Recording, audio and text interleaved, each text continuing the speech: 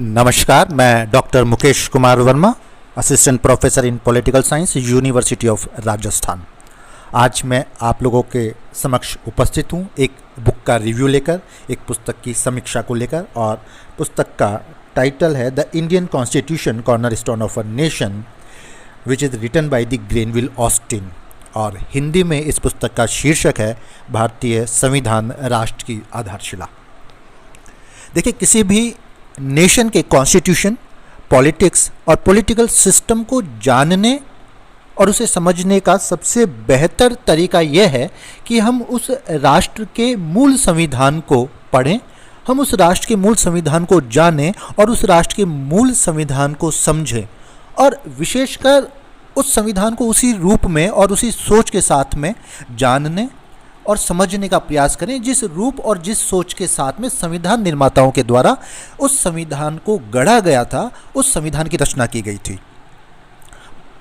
बहुत से ऐसे विद्वान हैं, विचारक हैं और विश्लेषक हैं जो इस मत का समर्थन भी करते हैं।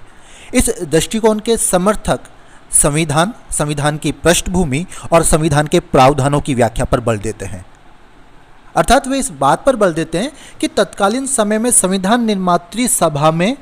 विभिन्न प्रावधानों के क्या अर्थ लगाए गए,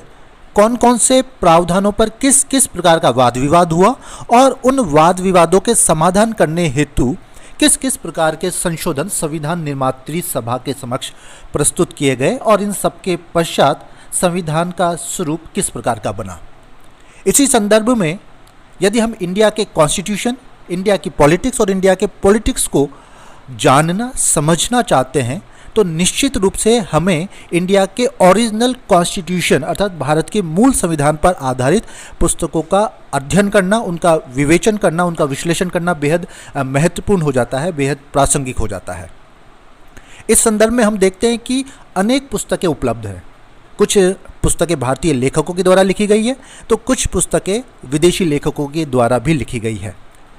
जहाँ तक भारतीय लेखकों की बात है तो इनमें हम बात करते हैं सुभाष कश्यप की, डी बसु की, BN राव की, ML सिंघवी की, KM हेगड़े की, अशोक चंदा की, के संथानम की, PB गजेंद्र गढ़कर की, रजनी कोठारी की, ब्रजकिशोर शर्मा की, JN पांडे आदि की। और जहाँ तक विदेशी लेखकों की बात है तो इनमें हम प्रमुख रूप से बात करते हैं ग्रेनविल ऑस्टिन की, KC व्हीयर की, मॉरिस जॉन्स की, एलन ग्लेडहिल की, सर आइवर जेनिंग्स की, AV डाइसी की, नॉर्मन डी पामर की, मायरन विनर की, रुडोल्फ की। ये ऐसे विचारक हैं, ऐसे राइटर हैं जिन्होंने भारतीय संविधान और भारतीय राज्य व्यवस्था पर काम किया, उस पर शोध किया, उस पर अनुसंधान किया और विभिन्न पुस्तकों की रचनाएं कर अपने अपने ढंग से भारतीय संविधान और भारतीय राजनीतिक व्यवस्था की व्याख्या करने का कार्य किया। निश्चित रूप से इनके द्वारा लिखित रचनाएं, इनके द्वारा लिखित पुस्तकें भारतीय संविधान और भारतीय राज व्यवस्था को समझने में हमारी मदद करते हैं, हमारी सहायता करते हैं। इन्हीं विदेशी लेखकों में एक प्रमुख लेखक है जिनकी लिखित पुस्तक का आज मैं आपके सामने रिव्यू करने जा रहा हूं, और उस पुस्तक का टाइटल है the Indian constitution cornerstone of a nation, अर्थात भारतीय संविधान राष्ट्र की आधारशिला। और इस पुस्तक के लेखक हैं ग्रेनविल ऑस्टिन। जहाँ तक ग्रेनविल ऑस्टिन के परिचय की बात है तो मैं आप लोगों को बताना चाहूँगा कि ग्रेनविल ऑस्टिन मूल रूप से अमेरिकी इतिहासकार थे, और ग्रेनविल ऑस्टिन का जन्म अमेरिका में ही 1927 में हुआ था। इनकी प्रारंभिक शिक्षा भी अमेरिका के नॉर्विच और वर्मोंट से हुई थी, और डार्टमाउथ कॉलेज से अमेरिकन लिटरेचर सब्जेक्ट में इन्होंने ग्रेजुएशन किया था, और ऑक्सफोर्ड यूनिवर्सिटी से इन्होंने मॉडर्न इंडियन हिस्ट्री में PhD अर्थात डॉक्टरेट की उपाधि प्राप्त की थी। अपने कैरियर की शुरुआत ये एक पत्रकार के रूप में करते हैं और बाद में बतौर फोटोग्राफर, बतौर US इंफॉर्मेशन सर्विस और बतौर राज्य स्वास्थ्य, शिक्षा और कल्याण आदि विभागों में भी ये अपनी सेवाएं देते हैं। भारतीय संविधान पर इन्होंने 2 प्रमुख पुस्तकों की रचनाएं की है। Number 1 Indian constitution cornerstone of a nation and number 2 working a democratic constitution the Indian experience. Granville Austin भारतीय संविधान और संवैधानिक चर्चाओं के ये शिखर विश्लेषक माने जाते थे। भारतीय संविधान के निर्माण, भारतीय संविधान की निर्माण प्रक्रिया और भारतीय संविधान के कार्यों पर उनके उल्लेखनीय योगदान और लेखन के लिए उन्हें वर्ष 2011 में भारत सरकार की ओर से पद्मश्री पुरस्कार से सम्मानित किया गया था। और 6 जुलाई 2014 को वॉशिंगटन डीसी में इनका निधन हुआ। जहाँ तक पुस्तक के परिचय की बात है तो मैं बताना चाहूँगा कि ये पुस्तक मूल रूप से अंग्रेजी भाषा में लिखी गई है, जो कि ऑक्सफोर्ड यूनिवर्सिटी प्रेस द्वारा 1966 में पब्लिश की गई। साथ ही मानव संसाधन विकास मंत्रालय भारत सरकार के नेशनल ट्रांसलेशन मिशन की ओर से इस पुस्तक को भारतीय भाषाओं में अनुवाद के लिए भी चयनित किया गया और अब तक ये पुस्तक हिंदी सहित तेलुगु, मराठी, उड़िया, पंजाबी, मलयालम आदि अनेक भाषाओं में प्रकाशित हो चुकी है तथा कुछ और भाषाओं में इस पुस्तक का अनुवाद प्रक्रियाधीन है। प्रस्तुत पुस्तक के लेखन में ग्रेनविल ऑस्टिन ने प्राइमरी और सेकेंडरी सोर्सेज ऑफ डेटा को यूज में लिया है, जिनका विवरण हम इस पुस्तक के अंतिम पृष्ठों में देख सकते हैं। प्राइमरी सोर्सेज में ग्रेनविल ऑस्टिन ने मुख्य रूप से असेंबली की डिबेट्स अर्थात संविधान सभा की परिचर्चाएं, संविधान सभा की समितियों की रिपोर्ट्स तथा संविधान सभा के सदस्यों के इंटरव्यूज अर्थात साक्षात्कार को शामिल किया है। जबकि सेकेंडरी सोर्सेज ऑफ डेटा के रूप में भारतीय संविधान पर लिखित प्रतिष्ठित पत्र पत्रिकाओं एवं संदर्भ पुस्तकों के साथ साथ भारत सरकार, ब्रिटिश सरकार और इंडियन नेशनल कांग्रेस आदि के विभिन्न प्रकाशनों का भी प्रयोग किया गया है। साथ ही पुस्तक के अंत में हमें 3 परिशिष्ट भी देखने को मिलती है। प्रथम परिशिष्ट 16 मई 1946 की कैबिनेट मिशन योजना के महत्वपूर्ण अंशों को प्रस्तुत करता है, जिसमें संविधान सभा के निर्धारण पर ब्रिटेन के दृष्टिकोण और संविधान सभा की संरचना को लेकर आधारभूत जानकारी मिलती है। परिशिष्ट संख्या 2 में संविधान सभा के सर्वाधिक महत्वपूर्ण समितियों के सदस्यों की जानकारियां देने की कोशिश की गई है तथा परिशिष्ट संख्या 3 में संविधान सभा के 21 सर्वाधिक महत्वपूर्ण सदस्यों का संक्षिप्त जीवन परिचय तथा संविधान सभा में उनकी भूमिका, उनके योगदान पर प्रकाश डाला गया है। प्रस्तुत पुस्तक का हिंदी अनुवाद वाणी प्रकाशन नई दिल्ली द्वारा 2017 में किया गया और ये हिंदी अनुवाद नरेश गोस्वामी के द्वारा किया गया। हम देखते हैं कि इस पुस्तक में 13 चैप्टर्स हैं, जिन्हें कुल 536 पृष्ठों में समेटने का प्रयास किया गया है। यदि हम फर्स्ट चैप्टर की हम बात करें तो हम देखते हैं कि इस पुस्तक का फर्स्ट चैप्टर है the constituent assembly microcosm in action अर्थात भारतीय संविधान बीज से वृक्ष की ओर, जिसमें भारतीय संविधान की उत्पत्ति, भारतीय संविधान के गठन और भारतीय संविधान के कार्यकरण को बताया गया है। साथ ही बताया गया है कि किस प्रकार भारतीयों ने संविधान सभा की और संविधान की मांग की और किस प्रकार से संविधान की ये मांग समय के साथ साथ तुलनात्मक रूप से और अधिक सशक्त होती गई और अधिक मजबूत होती गई और अधिक बलवती होती गई और किस प्रकार से सर्वप्रथम गांधी द्वारा की गई संविधान सभा की मांग विभिन्न समस्याओं, विभिन्न विरोधी हितों, विभिन्न वैचारिक भिन्नताओं, सांप्रदायिकता और अल्पसंख्यकों की समस्याओं का सामना करते हुए अंततः एक लंबे विचार विमर्श, अंततः लंबे चिंतन मनन और लंबे विमर्श के पश्चात संविधान निर्माण के साथ पूरी होती है। इस अध्याय की प्रमुख बात यह है कि इस अध्याय में ग्रेनविल ऑस्टिन ने एक त्रिकोण की बात की है, जिसमें प्रथम त्रिकोण था एक दलीय देश में एक दलीय निकाय अर्थात कांग्रेस। दूसरा त्रिकोण था संविधान सभा मतलब कांग्रेस। आप देखेंगे कि ग्रेनविल ऑस्टिन ने कांग्रेस को संविधान सभा का पर्याय बताया है अपनी इस पुस्तक में। और तीसरा त्रिकोण था केंद्र और प्रांतों की निर्वाचित सरकारें, जो कि असल में कांग्रेस की ही सरकारें थी। ऑस्टिन बताते हैं कि कहने को तीनों इकाइयां अलग अलग थी, परंतु सदस्यों की परस्पर व्याप्ति के कारण तीनों एकाकार हो गई। ऑस्टिन अपनी पुस्तक में यह भी बताते हैं कि लोग ये मानकर चल रहे थे कि भारत में व्यापक जनाधार वाला कोई भी दल सख्त और संकीर्ण रवैये का परिचय देगा और उसका जो शक्तिशाली नेतृत्व है वो असमिति को दबाने की नीति अपनाएगा तथा नीति और निर्णय की प्रक्रिया को चंद हाथों में सीमित रखेगा। लेकिन आप देखेंगे कि भारत में स्थिति इसके बिल्कुल उलट दिखी। कांग्रेस के पास यद्यपि असीमित सत्ता थी, लेकिन सभा में निर्णय प्रक्रिया को पूरी तरीके से लोकतांत्रिक रखा गया और इस अर्थ में ग्रेनविल ऑस्टिन भारतीय संविधान को चंद लोगों की ज़रूरतों के बजाय व्यापक समूहों की इच्छाओं को अभिव्यक्त करने वाला संविधान बताते हैं। इसी प्रकार इस पुस्तक का जो सेकंड चैप्टर है वो है which road to social revolution, अर्थात सामाजिक क्रांति मार्ग का चुनाव।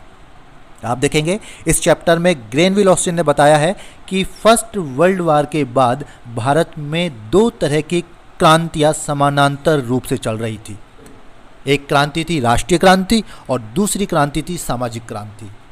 ऑस्टिन बताते हैं कि राष्ट्रीय क्रांति का लक्ष्य तो स्वतंत्रता प्राप्ति के साथ साथ पूरा हो गया, लेकिन सामाजिक क्रांति एक निरंतर चलने वाली प्रक्रिया थी और सामाजिक क्रांति का अभिप्राय था भारत की आधुनिक आधारों पर पुनर्संरचना करना, जो किसी भी प्रकार की जाति, धर्म, रूढ़ियों आदि संकीर्णताओं से मुक्त हो और सभी जरूरतमंदों को रोटी, कपड़ा और मकान के साथ साथ अधिकतम अवसर उपलब्ध करवाना, ताकि प्रत्येक व्यक्ति अपनी क्षमता के अनुसार अपना अधिकतम विकास कर सके। अपनी पुस्तक में ऑस्टिन बताते हैं कि इस सामाजिक क्रांति के प्रति जवाहरलाल नेहरू बेहद सजग, सक्रिय और सचेत होने के साथ साथ निरंतर प्रयासरत भी थे। ऑस्टिन बताते हैं कि नेहरू ने संविधान सभा को संबोधित करते हुए कहा भी था कि इस सभा का प्रथम दायित्व भारत को संविधान प्रदान करके स्वतंत्र घोषित करने के साथ साथ भूखी जनता के लिए भोजन तथा वस्त्रहीन लोगों के लिए कपड़ों का प्रबंध करना और भारत के प्रत्येक व्यक्ति को अधिकतम अवसर मुहैया कराना है, ताकि वह अपनी क्षमता के अनुसार भरसक विकास कर सके। नेहरू ने कहा था कि स्वतंत्रता स्वयं में साध्य न होकर साध्य को पाने का एक साधन था और यह साध्य था जनता की चेतना का उदात्तीकरण और मनुष्य जाति की प्रगति में योगदान करना। इस सामाजिक क्रांति के उद्देश्य की पूर्ति के लिए मौजूदा विकल्पों में से संसदीय सरकार के विकल्प का अंतिम रूप से चयन किया गया। प्रस्तुत पुस्तक में ऑस्टिन ने अन्य विकल्पों का चुनाव नहीं करने और इस विकल्प को चुनने के उत्तरदायी कारणों का भी आप देखेंगे कि विस्तार पूर्वक विवेचन किया है। पुस्तक में ऑस्टिन ने बताया कि यद्यपि इस सामाजिक क्रांति के उद्देश्यों को पूरा करने के लिए उपलब्ध विकल्पों में गांधीवादी विकल्प की जोरदार तरीके से वकालत की गई थी और तर्क दिया गया था कि सामाजिक क्रांति का यह उद्देश्य ग्रासरूट लेवल अर्थात गाँवों में लोकतांत्रिक विकेंद्रीकरण करके प्रारंभ किया जाना चाहिए, क्योंकि भारत में गांवों में सामाजिक क्रांति करने की सर्वाधिक आवश्यकता है। परंतु हम देखेंगे इस पुस्तक में कि नेहरू, पटेल और अंबेडकर भारत के संदर्भ में वेस्टमिनिस्टर मॉडल के समर्थक दिखाई देते हैं और इन्होंने विभिन्न तर्कों के माध्यम से ये स्पष्ट किया कि आज़ाद भारत में सामाजिक क्रांति के उद्देश्यों को पूरा करने के लिए संसदीय शासन प्रणाली ही तुलनात्मक रूप से ज़्यादा अधिक व्यवहारिक और वास्तविक सिद्ध हो सकती है। पुस्तक का जो थर्ड चैप्टर है वो है the consciousness of the constitution, the fundamental right and directive principle of state policy, अर्थात संविधान की अंतरात्मा, मौलिक अधिकार और राज्य के नीति निर्देशक तत्व। सामान्यतः हम जहाँ देखते हैं कि संविधान की प्रस्तावना को संविधान की आत्मा की संज्ञा दी जाती है, और वहीं हम ये भी देखते हैं कि डॉक्टर भीमराव अंबेडकर ने अनुच्छेद 32 में दिए गए संवैधानिक उपचारों के अधिकार को संविधान का हृदय कहा है। लेकिन आप देखेंगे ग्रेनविल ऑस्टिन अपना यहाँ एक अलग ही मत प्रस्तुत करते हैं। इस पुस्तक के इस चैप्टर में ग्रेनविल ऑस्टिन ने समूचे संविधान पर राष्ट्रीय जागरण की गहरी छाप होने के बावजूद भी भारतीय संविधान को मूलतः एक सामाजिक दस्तावेज के रूप में स्वीकार किया है। ऑस्टिन का मानना है कि संविधान के अधिसंख्यक प्रावधान या तो सामाजिक क्रांति के लक्ष्यों को प्रेरित करते हैं या फिर उसमें इस क्रांति को जमीन पर उतारने के लिए आवश्यक स्थितियों का निर्माण करने की कोशिश इसमें दिखाई देती है। सामाजिक क्रांति के संकल्प का मूल तत्व भाग 3 और भाग 4 अर्थात मौलिक अधिकार और राज्य के नीति निर्देशक सिद्धांतों में अंतस्थ है। इसलिए ग्रेनविल ऑस्टिन कहते हैं कि अतः भाग 3 और भाग 4 सही अर्थों में भारतीय संविधान की अंतरात्मा है। इसी प्रकार इस बुक का फोर्थ चैप्टर है द फंडामेंटल राइट्स अर्थात मौलिक अधिकार। ऑस्टिन इस अध्याय में मौलिक अधिकारों की व्याख्या सामाजिक क्रांति के अंतर्गत कल्पित व्यापक सामाजिक क्रांति और सामाजिक सुधारों के औजार के तौर पर करते हैं। आप देखेंगे कि इस चैप्टर में ऑस्टिन ने संविधान सभा के गठन से पहले और उसके बाद सभा के भीतर इन मौलिक अधिकारों तथा सिद्धांतों के विकास तथा सामाजिक क्रांति के संबंध में राज्य के नकारात्मक और सकारात्मक दायित्वों की पड़ताल करने का सफल प्रयास किया है। इस चैप्टर में ऑस्टिन ने मुख्य रूप से विधि द्वारा स्थापित प्रक्रिया, विधि की उचित प्रक्रिया, संपत्ति के अधिकार तथा निवारक नज़रबंदी का विशेष रूप से उल्लेख किया है। हम यहाँ ऑस्टिन की दूरदर्शिता देख सकते हैं कि पुस्तक में जिन्होंने जिन अधिकारों की विशेष रूप से चर्चा की वो आज भी अत्यधिक चर्चा में रहे हैं। यदि हम बात करें इस चैप्टर के नंबर 5 की, नंबर 6 की और नंबर 7 की, which is related to executive, legislature और जुडिशरी, अर्थात कार्यपालिका, व्यवस्थापिका और न्यायपालिका, जिसमें ग्रेनविल ऑस्टिन मुख्य रूप से इनकी संरचना की बात करते हैं, इनकी प्रक्रिया की बात करते हैं, इनकी भूमिका और योगदान की बात करते हैं। इस पुस्तक में आप देखेंगे कि कार्यपालिका के संदर्भ में ऑस्टिन बताते हैं कि संविधान सभा के समक्ष कार्यपालिका के मुख्यतः 3 रूप विद्यमान थे। नंबर 1 अमेरिका की राष्ट्रपति प्रणाली, नंबर 2 स्विट्जरलैंड की निर्वाचित कार्यपालिका और नंबर 3 इंग्लैंड की कैबिनेट प्रणाली। ऐसे में संविधान सभा के सामने यह प्रश्न था कि वह इनमें से किसका वर्ण करे, किसका चयन करे, किसका चुनाव करे, क्योंकि भारत को एक तरफ सामाजिक विकास के क्षेत्र में बहुत लंबी दूरी तय करनी थी, तो दूसरी ओर अपनी विशाल आबादी को एक अच्छा और सक्षम प्रशासन भी प्रदान करना था। प्रश्न ये था कि ऐसा नेतृत्व कहाँ से लाया जाए जो इस कार्यभार को पूरा कर सके तथा जो स्थिर, मजबूत और चुस्त होने के साथ साथ कारगर भी हो। तब हम देखते हैं कि संविधान सभा ने ब्रिटेन की कैबिनेट प्रणाली का एक परिवर्तित संस्करण अपनाया। तो इस पुस्तक में और इस अध्याय में ऑस्टिन ने हमें ये बताने का प्रयास किया है कि आखिर क्यों संविधान सभा ने ब्रिटेन की कैबिनेट प्रणाली का स्वरूप अपनाया और कौन कौन से परिवर्तनों के साथ अपनाया, साथ ही उसे कौन कौन सी शक्तियां प्रदान की गई और उस पर कौन कौन सी सीमाएं लगाई गई, उस पर कौन कौन से बंधन लगाए गए। व्यवस्थापिका से संबंधित अध्याय में ऑस्टिन बताते हैं कि निर्वाचित सरकार की समन्वयकारी भूमिका के रूप में व्यवस्थापिका यहाँ मौजूद है। इस अध्याय में ऑस्टिन ये बताते हैं कि भारत के संदर्भ में व्यवस्थापिका केवल मात्र कानून बनाने वाली संस्था नहीं है, बल्कि एक ऐसी संस्था है जो कि संसद में पक्ष विपक्ष तथा लोकसभा और राज्यसभा के बीच समन्वय स्थापित करने जैसे महत्वपूर्ण कार्य को करती है। न्यायपालिका से संबंधित अगले अध्याय में ऑस्टिन ने न्यायपालिका को सामाजिक क्रांति के एक अंग के रूप में स्वीकार किया है। न्यायपालिका के संदर्भ में ऑस्टिन यह भी बताते हैं कि संविधान सभा की दृष्टि में न्यायपालिका ही अधिकारों को मूर्त रूप देने का काम कर सकती थी। इसलिए न्यायपालिका का यह दायित्व वहन करना था कि वह सामाजिक क्रांति के एक अंग के रूप में काम करते हुए समानता के उस आदर्श को बरकरार रखे जिसे औपनिवेशिक शासन के दौरान भारत की जनता निरंतर अपने मन में संजोए रही, लेकिन व्यवहारिक धरातल पर कभी हासिल नहीं कर सकी थी। इसलिए ऑस्टिन ने इस अध्याय में न्यायपालिका को सामाजिक क्रांति के एक अंग के रूप में स्वीकार किया है। यदि हम इस पुस्तक के नेक्स्ट अध्यायों की बात करें जो नंबर 8, नंबर 9 और नंबर 10 है, जो कि फेडरलिज्म से संबंधित है, जो कि संघवाद से संबंधित है, तो हम देखते हैं कि इस अध्याय में ग्रेनविल ऑस्टिन ने बताया कि सामान्यतया भारत में केंद्रीकृत संघवाद दिखाई देता है, जहां हम देखते हैं कि शक्तियों का विभाजन केंद्र के पक्ष में है और जो संघ सूची, राज्य सूची और समवर्ती सूची के माध्यम से भी हम देख सकते हैं। परंतु ऑस्टिन केंद्र और राज्यों के वित्तीय, विधायी और प्रशासनिक संबंधों की जब सैद्धांतिक, व्यावहारिक और अनुभवपूर्वक व्याख्या करते हैं तो उसके आधार पर वे भारतीय संघवाद को सहयोगी संघवाद की संज्ञा देते हैं, भारतीय संघवाद को सौहार्दपूर्ण संघवाद की संज्ञा देते हैं।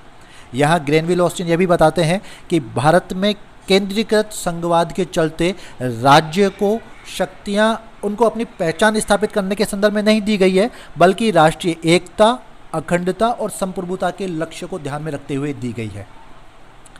इस पुस्तक के नेक्स्ट चैप्टर अर्थात अध्याय 11 जो कि अमेंडमेंट द फ्लेक्सिबल फेडरेशन की बात करता है, अर्थात संशोधन अर्थात संघ के लचीलेपन की बात करता है, तो हम देखते हैं कि इस अध्याय में ग्रेनविल ऑस्टिन ने बताया है कि किसी देश के संविधान में संशोधन करना कितना सरल या कठिन है इसे ही संविधान विशेषज्ञों के बीच में लचीलेपन या कठोरता के मुख्य संकेतक के रूप में माना और जाना जाता है। और अगर भारतीय संविधान को इस मापदंड पर कसा जाए तो अपने अब तक के 1.5 दशक में वह बेहद लचीला सिद्ध हुआ है। इतना लचीला कि कुछ विधिवेता तो उस पर यह आरोप लगाते हैं कि संविधान के 17 संशोधनों ने उसकी पवित्रता ही नष्ट कर दी है। जबकि ग्रेनविल ऑस्टिन का मानना है कि संशोधन की जो प्रक्रिया अपनाई गई है, आत्मसात की गई है, वो सबसे अधिक सुविचारित है। बाहर से जटिल दिखने के बावजूद हमारे संविधान की ये प्रक्रिया 3 पद्धतियों को लेकर आगे बढ़ती है और इस नाते उसे जटिल नहीं बल्कि वैविध्यपूर्ण कहा जाना चाहिए। ग्रेनविल ऑस्टिन ये भी कहते हैं कि राज्य के अधिकारों की सुरक्षा और संविधान के शेष भागों में संशोधन करने की सुलभता के कारण ही यह सुचारू संतुलन स्थापित हो पाया है और संघ के लचीलेपन का निर्माण हो पाया है। अर्थात यह संघ का लचीलापन ही था जिसके चलते संशोधन करने के संबंध में राज्य के अधिकारों की सुरक्षा संभव हो सकी व्यवहारिक रूप में। यदि हम प्रस्तुत पुस्तक के अध्याय संख्या 12 की बात करें, that is related to language and the constitution the half hearted compromise, अर्थात भाषा और संविधान एक आधा अधूरा समझौता। तो इस पुस्तक में ऑस्टिन ने माना है कि एकता भारत की सबसे अहम जरूरत थी और उसे एक साझी भाषा ही एकता के सूत्र में बांध सकती थी। लेकिन चूंकि भारत में दर्जन भर क्षेत्रीय भाषाएं थी, परंतु इनमें एक भी ऐसी भाषा नहीं थी जिसे अधिसंख्यक जनसंख्या की भाषा कही जा सके। लेकिन आप देखेंगे कि एक राष्ट्रीय भाषा की भावनात्मक अपील और भारतीय भाषा के प्रति जनता के आग्रह को संविधान सभा के द्वारा नज़रअंदाज नहीं किया जा सकता था। और संविधान सभा के लिए यह कार्य कितना ही दुस्साध्य क्यों ना रहा हो, लेकिन भाषा की इस समस्या के हल को ढूंढना सभा के लिए एक राजनीतिक और मनोवैज्ञानिक अपरिहार्यता थी। और इस स्थिति में संविधान सभा क्या कर सकती थी? संविधान सभा के सामने प्रश्न ये था कि वह भारत की जनता, केंद्रीय सरकार और प्रांतीय सरकारों में किस भाषा को संपर्क भाषा का दर्जा दे, किस एक भाषा को सभी भाषाओं का सिरमौर बनाए। ऐसी स्थिति में अंग्रेजी और अन्य भाषाओं की क्या स्थिति होगी?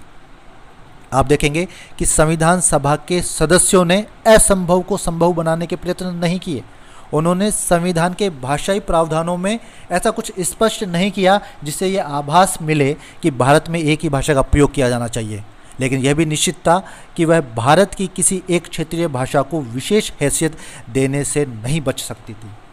इसलिए संविधान सभा ने एक राष्ट्रीय भाषा के फेर में न पड़कर शब्द चातुर्य का सहारा लिया और शब्द चातुर्य का सहारा लेते हुए कहा कि हिंदी को संघ की आधिकारिक भाषा होनी चाहिए।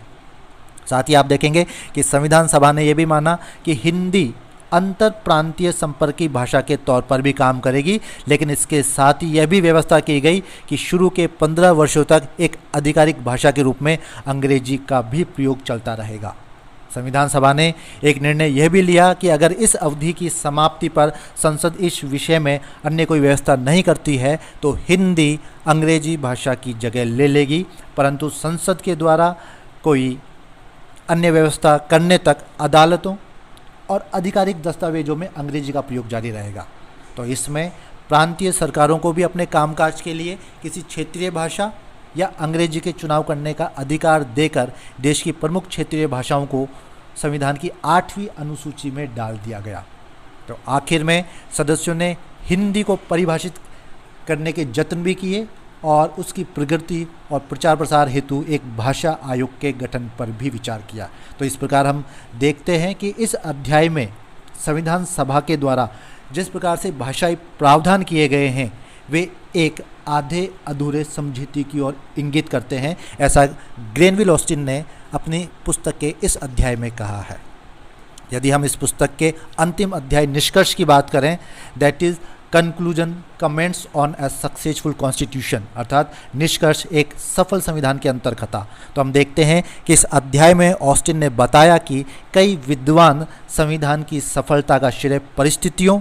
भारतीय समाज में लोकतांत्रिक सिद्धांतों के पल्लवन तथा संसदीय लोकतंत्र व अन्य जांची परखी संस्थाओं के समावेश को देते हैं, जबकि ऑस्टिन ने 1950 के बाद से अब तक भारतीय संविधान की सफलता का श्रेय उक्त कारणों के साथ साथ भारत की जनता को दिया है और ये बताया है कि भारतीय जनता का लोकतंत्र लोकतांत्रिक प्रणाली की ओर झुकाव तथा लोकतांत्रिक मूल्यों में आस्था और विश्वास ही भारतीय संविधान की सफलता का मुख्य कारण है।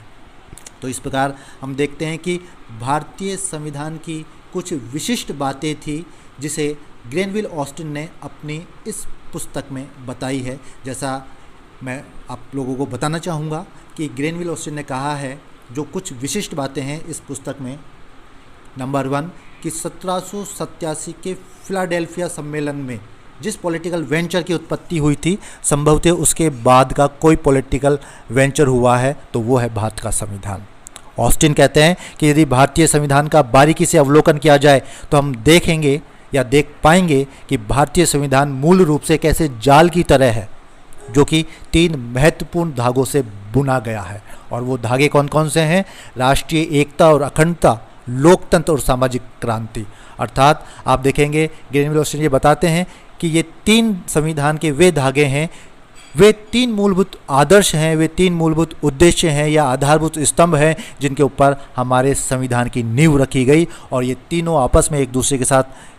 इतने अधिक जुड़े हुए हैं, गुथे हुए हैं और अंतर संबंधित हैं और संविधान के विभिन्न प्रावधानों के माध्यम से इन तीनों लक्ष्यों को प्राप्त करने का प्रयास किया गया है।